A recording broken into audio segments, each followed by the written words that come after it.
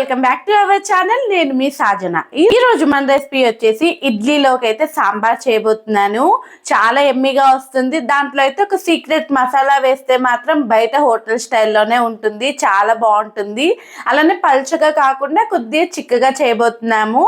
వెళ్లే ముందు ఒక చిన్న నోటిఫికేషన్, మన ఛానల్ని ఇప్పుడే కానీ ఎవరైనా చూస్తుంటే మాత్రం ప్లీజ్ సబ్స్క్రైబ్ చేసేసుకోండి. అలానే పక్కనున్న బెల్ ఐకాన్ అయితే గట్టి ప్రెస్ చేసేసేయండి.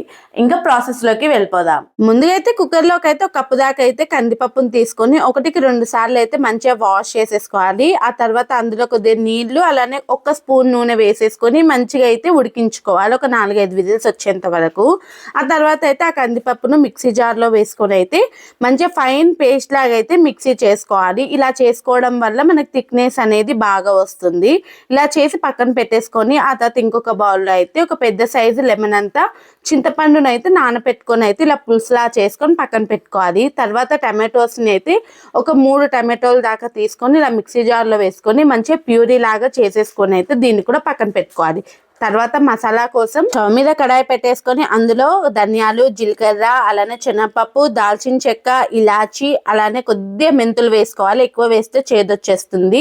తర్వాత అయితే మిరియాలు, ఎండుమిర్చి వేసేసుకొని అయితే సన్నటి సెగ మీద అయితే మంచిగా అయితే నెమ్మదిగా ఇలా వేయించుకోవాలి. మనకి ధనియాలు చిటపట్లు ఆడుతున్నాయి అని అంటే మన మసాలా అయితే రెడీ అయిపోతుంది.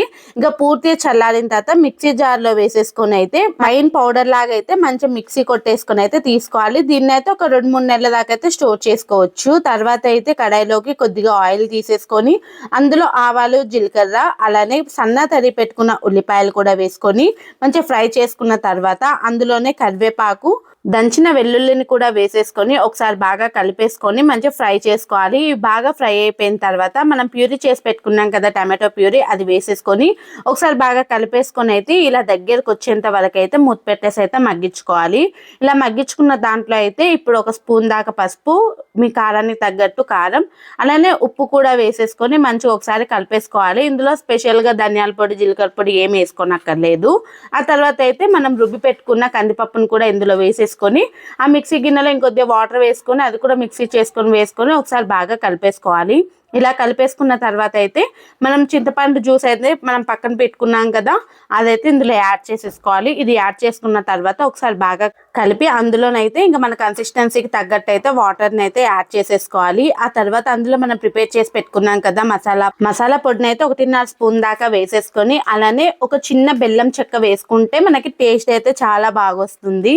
ఇది వేసుకొని ఒక 5 నుంచి 10 నిమిషాల పాటు అయితే మీడియం టు హై ఫ్లేమ్లో అయితే అడ్జస్ట్ చేసుకుంటే ఇలా మసలించుకోవాలి. ఇలా మసలిన తర్వాత లాస్ట్లో అయితే కొత్తిమీర చల్లుకున్నాము అని అంటే మన ఎమ్మి సాంబార్ అయితే రెడీ అయిపోతుంది.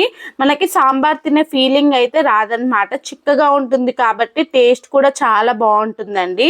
ఇది ఓన్లీ ఇడ్లీకే కాకుండా పొంగలికి కూడా చాలా బాగుంటుంది. ఇక్కడ నేనైతే ఇడ్లీలకి సర్వ్ చేస్తున్నాను. వేడివేడిగా ఇడ్లీలు వేసుకొని దాని మీద ఈ వేడివేడి సాంబార్ వేసుకొని తింటుంటే సూపర్ టేస్టీగా ఉంటుంది. దట్టు మనకి సాంబార్ అంత పల్చగా అనిపించదు అనమాట, చాలా థిక్గా బాగుంటుంది. ఇదైతే మస్ట్ ట్రై రెసిపీ అని అయితే చెప్పొచ్చు. మీకు ఈ వీడియో నచ్చితే లైక్ చేయండి. వేడి ఇడ్లీలోకి సాంబార్ అయితే రెడీ అయిపోయింది. ఇప్పుడైతే టేస్ట్ చేసి చెప్పేస్తాను.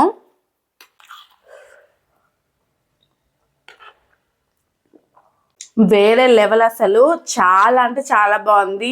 బయట దొరికేలాగా అంటే ఎక్కువ పల్చగా లేకుండా కొద్దిగా చిక్కగా అయితే సూపర్ టేస్టీగా అయితే ఉందండి. ఒకసారి మీరు ట్రై చేయండి, ఎలా వచ్చిందో నాకు కామెంట్ చేయండి.